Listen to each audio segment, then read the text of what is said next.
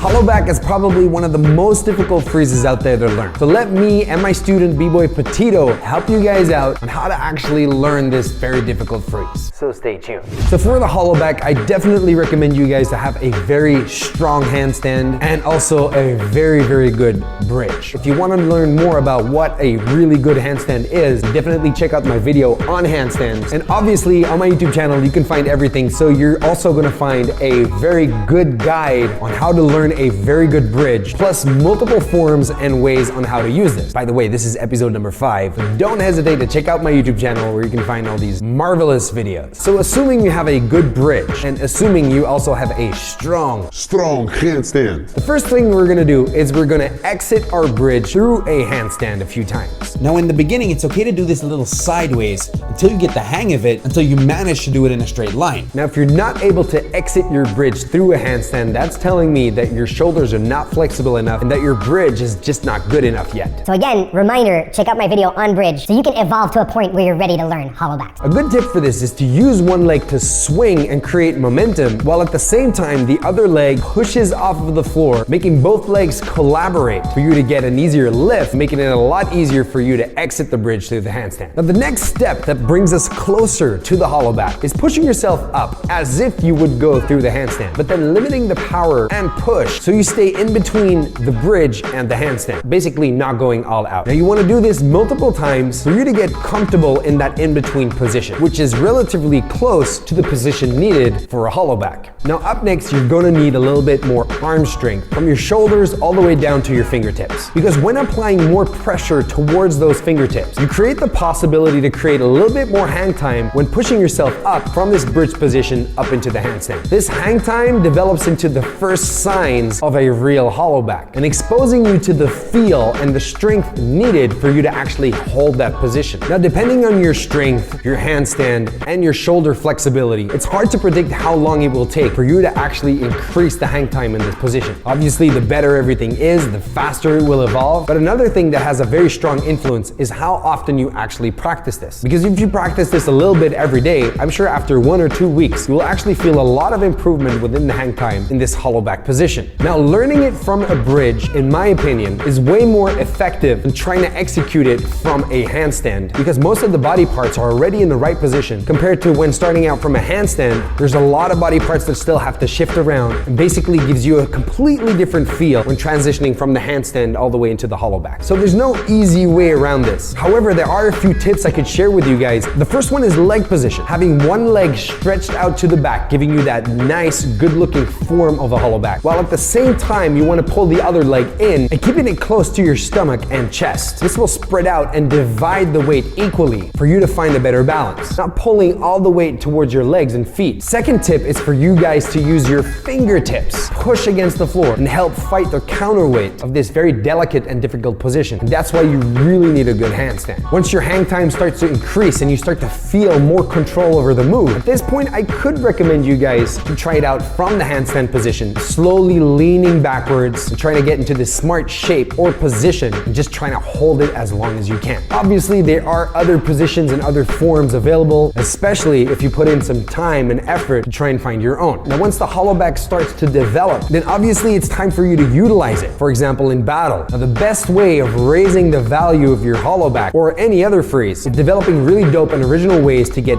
into the freeze, surprising the crowd and the judges, making the entrance to your hollowback completely unpredictable, so it's just one big surprise when you hit that freeze. And if you want to learn more on how to efficiently use your content for battles and competition, then head on over to my website and check out one of my masterclasses called the Prep for Battle Masterclass, where I show you everything you need to know on how to prepare for battle efficiently. Because at the end of the day, guys, when you think about it, it's just all about that B-boy.